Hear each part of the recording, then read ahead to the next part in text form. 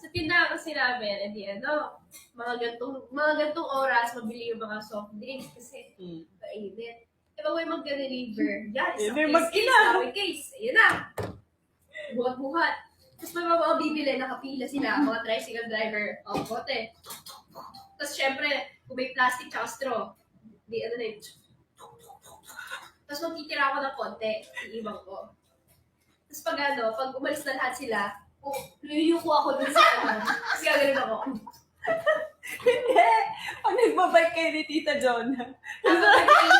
Pag nag-i-ibay kami, umaga pa lang doon ako. Ayun, Mga before 9, kami nagbubukas, so naka-ibay kami. Oo. Siyempre, yung mga kapitbahay namin at tindahan, ayun na yung mag-ina. Kasi siyempre kami na yung nagbubukas ng roll up, nagsiset up ng ayun na yung mag-ina. Si Joanna yung nagbubuhat na kaya malaki. Alam mo yung basa pa yung buhok mo, pupunta ka doon.